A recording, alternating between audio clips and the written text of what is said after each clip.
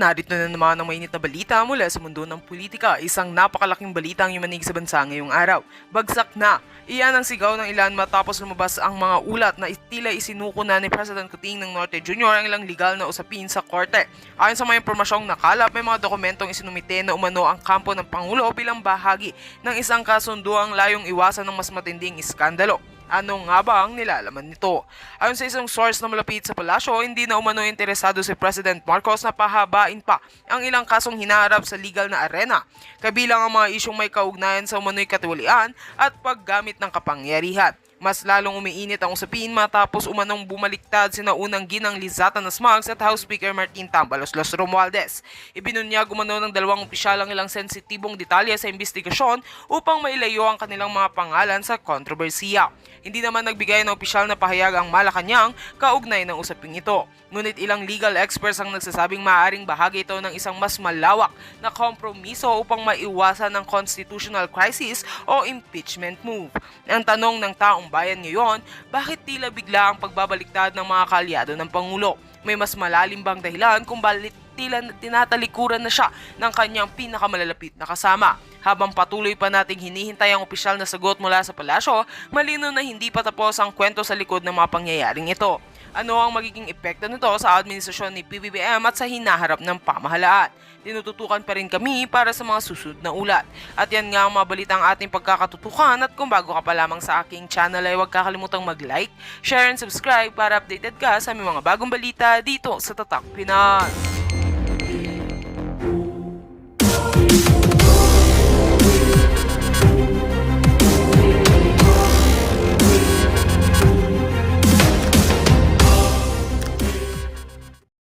Taong bayan.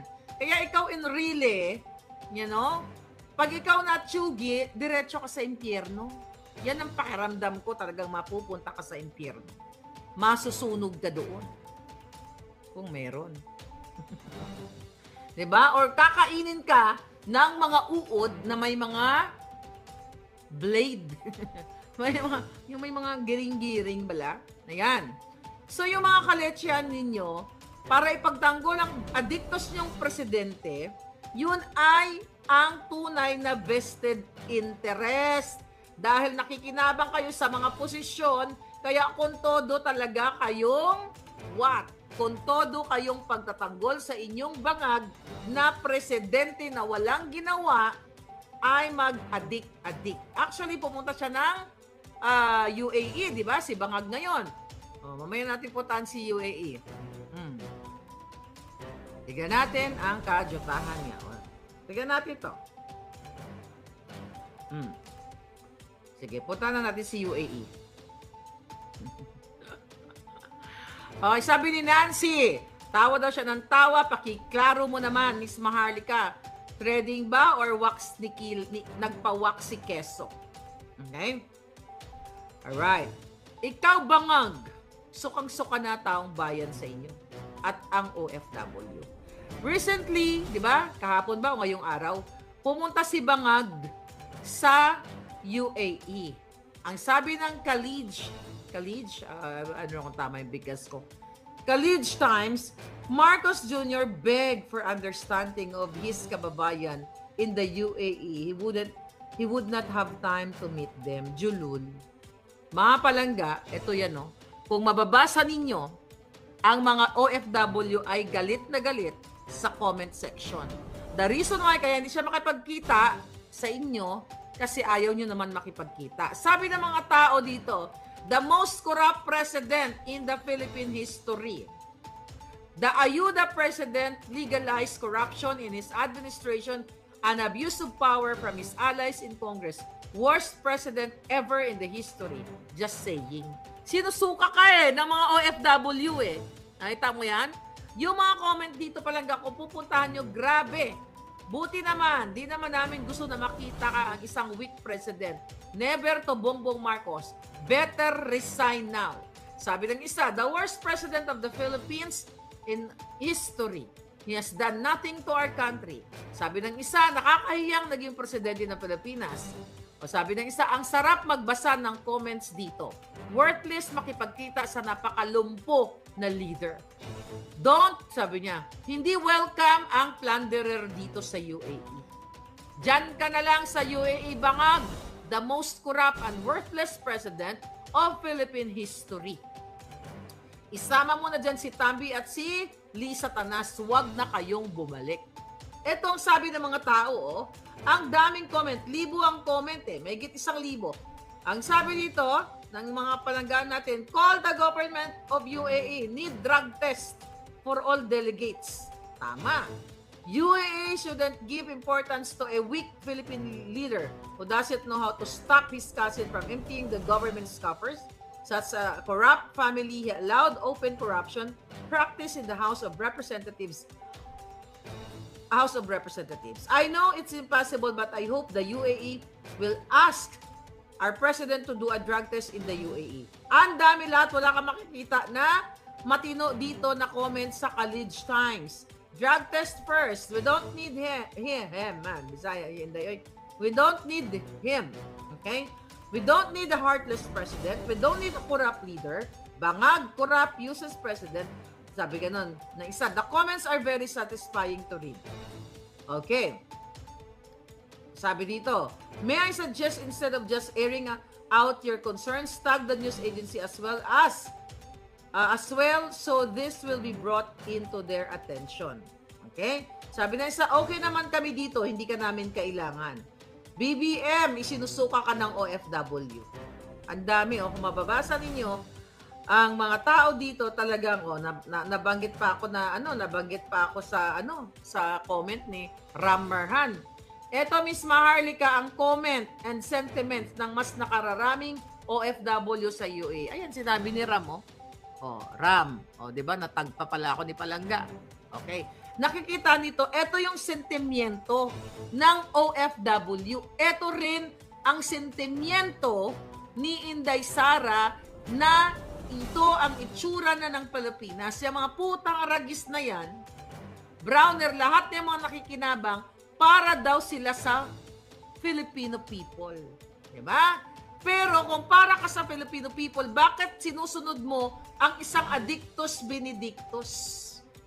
Kung para ka, sabi nga ni Inday Sara doon, nung nandoon siya sa veterans, nung tinatransport si Attorney Lopez, na ang sumunod lang kayo sa lawful order, hindi sa unlawful order. Yun ang sabi ni Inday Sara. Pero ang ginagawa ninyo, AFP, kayo mga kapulisan, may mga eksena pa kayo na ang inyong mandato ay to protect the people and state. Really? Kung pinoprotektahan nyo ang tao at ang bansa, bakit tahimik kayo mga buwaka ng ginemis nyo sa pangidnap ni Lisa, sa extraction ni Lisa sa Turkey para tulungan ang kanyang business partner na may problema, may dispute, may domestic dispute. Okay, sa kanyang asawa, pag-away nilang mag-asawa, pinakialaman ni Lisa Marcos na manipulahin ang mga dokumento, gamitin ang kapangyarihan, ang mandato ng presidente, ang mandato ng DOJ, ng AFP, ng what do you call it? Sino yun? Ni AFP, sino yun? Si maisip ng tangay ng ano na yon, si Hai Louie. Sino yung si Hai Louie? No, na mental na ako. Kailangan ko na ng mental pill.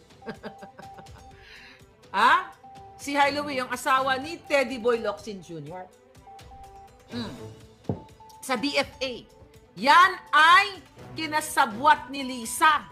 Kung totoo kayo, AFP, na pinoprotektahan nyo ang Pilipino dahil yun ang inyong putang inang mandato, bakit kayo nakipagsabwatan nung inutusan ni Lisa Marcos kayo na dukutin ang 2 bata o extract sa Turkey? Hanggang ngayon, ang mga bata ay nagsasakripisyo mental. Yan, mga hayop kayo, mga inayupa kayo. Ano mandato nyo?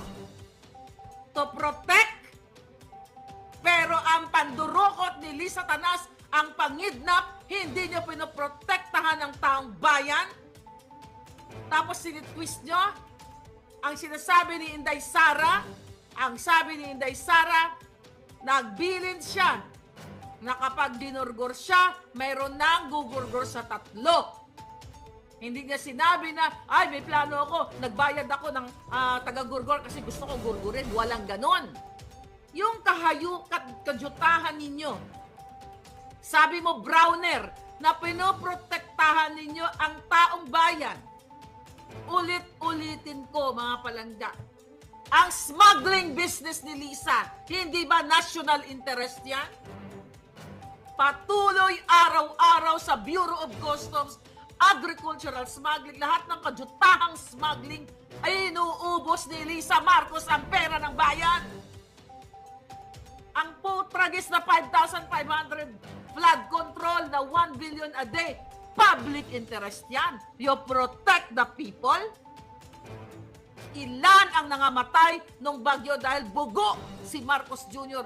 dahil pinili pa niyang suminghot ng pulburon sa pagiging addict niya at authenticated ang video dito sa Amerika na ang presidenteng Bangag Marcos ay addict sa pulburon. At i-report ko yan kay Trump. Visit ka. Kala mo may pabati-bati kunyari kausap si Trump. Sukang-suka si Trump sa'yo. Binulong niya kanina sa akin. Charing lang, palangga. One day, bubulong din yan. Okay? Seriously, mga kababayan, nakagagalit to mga to. Ang mandato daw nila to protect the people and state. Kung gusto niyong protektahan ang bayan, ano ang nangyari kay Sayarot? Mga kapulisan, alam niyong inarbor ni Robles si Sayarot. Isa yan sa nirereklamo niya sa akin dito at sinagot ko yan. Nakalagay pa yan sa saksi yung balitang yan. Inaarbor ang mga nahuhulihang may mga pampasabog. Anong ginawa niyo mga buwaka ng ina niyo? Nung inappoint ni Marcos Jr. si Michael Mac na sangkot sa agricultural smuggling. May ginawa ba kayo? Itinago, ikinubli ni Marcos at ni Lisa ang appointment niya, kasabwat ang mga mainstream media na dapat lahat ng appointments ay naka-publish. Mandato. Diba? Not Sayarot, Chandiramani.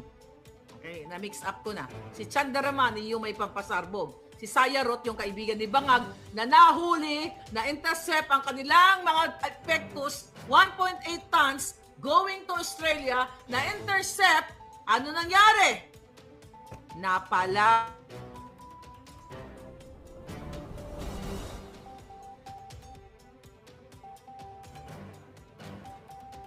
Paulit-ulit tayo dito na sinasabi nila. Ano sabi mo, Browner? We are facing greater challenges that require the strength of a united country and armed forces. Yes, we are facing big ng challenges na yan. Ang challenges everyday ng taong bayan na may presidenteng sumisinghot ng ipinagbabawal na white powdery substance. Putang ina nyo, nasaan yung kaso nyo? Asa na? Wisit kayo, Tinakot-takot nyo ako noong July. Browner, nakikita mo yan. Yan, parang sa ano yan, Sushoot talaga yan sa inyo. PNP, DILG, NBI, Gibo. Tinakot niya ako, di ba? Gasuhan namin hindi niya sinabi, yung nagpakalat ng video na si Kuting gumabangag. August, September, October, November. Maglilimang buwan na nga pagpasok ng December. Saan ang kaso nyo na si Marcos ay bangag na bangag? Yun ang inaantay kong kaso dito sa Amerika. Mga kababayan, they filed proxy cases 4 proxy cases against me.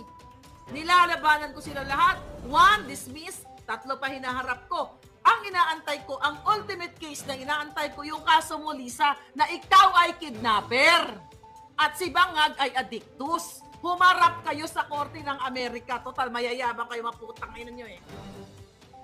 Mayayabang kayo, nag-hire kayo, duwag kayo. Dahil ikaw ang sinasabi ko, Lisa, nangidnap ka. Di ba defamatory yan? Kung strong ang mga kaso ninyo, at sa tingin nyo, si Maharlika nagsisinungaling, Lisa, putang ina ka. Mag-hire ka, i-hire mo si, i-hire nyo, total, hinire nyo na yung abogado ni Johnny Depp. Yan ang hire mo, na sinabi ni Maharlika na ako ay kidnapper, at nang maipresenta namin sa Korte ng Amerika na indeed, ikaw ay kidnapper. Putang ina ka, Lisa Marcos. Papantay rin ang paa mo. Ikaw hayop ka, Marcos Jr. Huwag kang magsinungaling na hindi ka adik. Tinakot-takot niyo ako, di ba? Nasabi ninyo, gagawin niyo ang lahat. Makikipag-ugnayan kayo sa Amerika para kasuhan ang nagpakalat ng deepfake video. Deepfake? Dun pa lang sa deepfake, yari na ako dun kung totoo kayo Dapat nanginginig pa laman ninyo sa kakaso sa akin kung deepfake. Pero, ang deepfake nyo hanggang media lang. Kasi gaom-om sa mga boto, kagwarta ang mga media galing sa inyo. Mo kung tinong boto, gipaom-om yung mga lintik. Nami kayo pang anuhon. Mga kababayan, kailangan nyo maintindihan. Ang laban ko dito, kamatayan.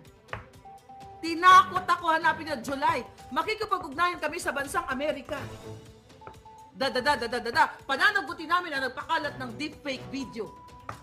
Doon pa lang, kung deepfake video pinakalat ko, panalo na yan sila sa kaso. Pero bakit walang kaso? Kasi duwag si Junior, si Marcos Jr., kasi liit ng butiki ang kanyang balls. At ang buto niya kasing liit ng aspile. Kasing payat. Kaya ganyan. Wala kang balls, Marcos Jr. Buisit ka. Kung gusto mo akong kasuhan, aantayin kong kawatan ka. Adik ka. Diyan ako excited Maipresent ko sa Korte ng Amerika ang authenticated video. Kasi mga kababayan, sinasabi nila, fake news si Maharlika. Fake yan. Defamatory yan. Yung sinabi ko, yung video na yan, kung hindi fake yun, putang ina nyo, 4 na proxy cases. Pero bakit wala yung video na, wala yung kaso na nagpakalat ako ng video na nagsisingot ka? Bakit wala yung kaso, yung in-expose ko dito, yung nag-iyakan na mga bata, nung inagaw mo, Lisa Tanas, ang 2 minor de edad sa kanyang ina. Kanilang ina. Magtataka kayo kung bakit ganyan ang naging reaksyon ni Vice President Inday Sara? Dahil nakita niya, nabudol siya at nasaksihan niya ang kababuyan ni Marcos Jr. Ako man, yung mga hayop na yan, ni piso wala akong hinihingi dyan dahil binudol tayo dahil sa jutang ginimis na continuity daw. To continue daw nila ang war on drugs si PRRD, to continue daw nila yung mga build. Asan na? Mindanao Railway Project, flagship project, ayaw budgetan, ayaw pondungan dahil akala Duterte ang makikinabang. Tangay na. Taong bayan na makikinabang, hindi Duterte. Duwag to mga to Kaya tama sabi ni Inday Hindi pa sila nakakahanap ng kalaban na katulad ni Inday. At kasama na ako doon. Hindi pa kayo nakakahanap ng bunganga ng isang Maharlika na kayang itaya ang buhay, harapin ang mga kaputahan mong proxy cases, Lisa. 4 na kaso. Ang isa na sinasabi yung 2 bilyon, dismiss. So wala kayo nakuha $2 milyong dahil wala naman kayo makukuha. 3 pa mga kababayan ang hinaharap ko. Plus, 3 assassins ang pinadala nila, ang gugurgur sa akin. Total, may insurance naman ako eh. Pamapatay, hindi mapatay. Only one life to live, di ba? Di ba? Isang buhay lang naman tayo. Hindi mo alam, iba nga dyan, namatay ng kumain lang ng tinik. Dapat si Lisa yung kumain ng tinik. Do you think takot ako mamatay? Hindi ako takot mamatay, tangina. Una-unahan lang ang buhay. Kaya sinigurado ko, you have to know mga kababayan, wala po ako ipapamana sa mga anak ko na nakaw na yaman. Wala. But I secure them. Dahil alam ko na demonyo to si Lisa. Nagpadala ka ng manggugurgor. Yan ang binigay sa akin ng impormante. May pangalan siya at mayroong sworn statement. Yun ang kailangan yung malaman, kababayan. Sino ba si Maharlika na hindi naman politiko? Bakit gusto akong patayin? How much more si Inday Sara?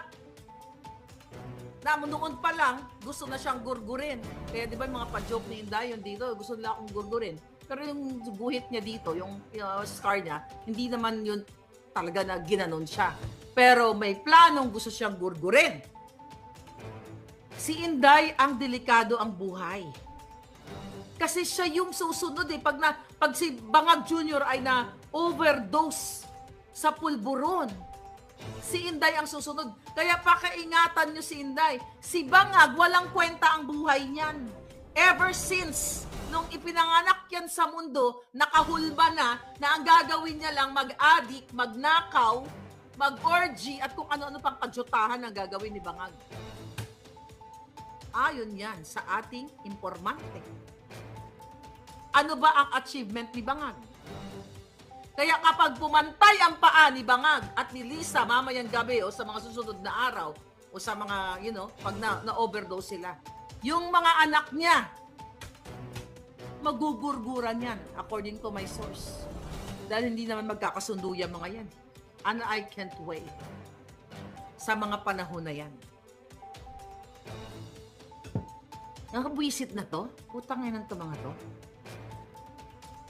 Oh, sabi ni Watch and Learn Channel, Katunying, what can you say, madam? Bumaliktad na daw. Julul yan palangga. Wala na kasing nanonood dyan. Mababa na yung views, wag yung panoorin, DDS. Mga supporter, bakit? Maniniwala lang ako kay Tunying kapag inamin niya sa inyo, panoorin niyo siya, pag inamin niya sa inyo na inutusan siya ni Lisa na mag-fabricate ng address sa number 1962. Yan ang unang nag-file ng case sa akin dyan sa Pilipinas. Okay, Taberna. Kung gusto mong, totoo yung sinasabi mo na, ano sabi niya? Napanood ko na failure ito si Bangag. Basta parang ganon, di ba? Aminin niya. Ang pagkakamali niya, nag-fabricate siya. Nag-fabricate ka, Taberna, ng address ko sa Pasig. Bago kami maniwala sa'yo na kunyari, ikaw ay call out mo si Bangag, Julul. Huwag niyong panoorin yan. Kailangan lang yan ng views niyo. Yan. May nag-send nga sa akin katarantaduhan yan. Aminin niya muna na inutusan siya ni Lisa Tanas. Di ba? Love ya. Hi, Tunying. Nalala niyo yung message sa kanya, audio ni Lisa? Nung tuwang-tuwa sila na pinagkaisahan nila si Attorney Vic Rodriguez? Okay, magpapaniwala dyan. Bumagsak na kasi ang engagement niyan. Gusto ko yung kukunin uli. Sabihin niyo sa kanya, ito challenge. Mag-message kayo. Tunying, kung totoo yung pinagsasabi mo na kino-call out mo ang Marcos, i-pull out mo ang kaso ni Maharlika na ginawa mo dyan sa Pilipinas kasi gawa mo lang ang address, Tunying.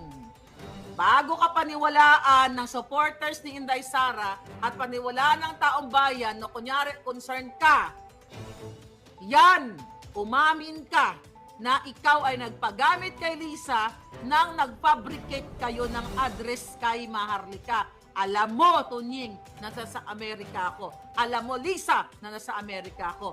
Doon pa lang maniniwala kami kung ikaw ay, well, naglalaro naman yan eh. Kung saan meron, doon. Diba? Walang credibility yan. Walang credibility. Huwag kayo nagpapaniwala dyan, kailangan nyo ng engagement. Yung walang panoorin, i-block nyo na. My God, sayang. Sayang yung time nyo, wala namang kwenta eh. Kapag ang tao ay napakitaan mo ng isang malinaw na ebidensya na traidor sa bayan o nanggigipit sa kapwa niya tao, yung pagpapabricate niya ng address ko, panggigipit yan. Yun na lang. Ibig sabihin, hindi matino ang taong ganyan. Yan ang inyong pakaisipin.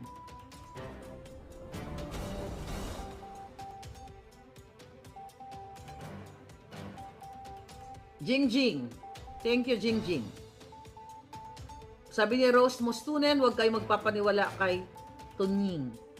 For views lang si Tunying, sabi ni Chinita Santiago. Oo nga, Diyos ko, block nyo yan. Wala yan. Doon kayo sa solid. Doon kayo sa 4 ang kaso, isa dismiss, may death threat, at walang nakamkam sa kaban ng bayan. Doon kayo. Okay? Huwag kayo dun sa mga sa mga walang prinsipyo, my God, na kayang ibenta ang kanilang mga alindog.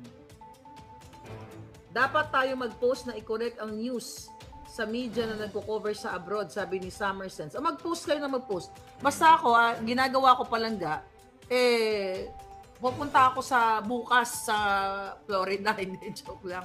I'm serious. Akatok ako dun sa Mar-a-Lago. Papa Trump! Your daughter is coming! Maharlika is here. Mas bitbit ko yung pulburon video kay Trump.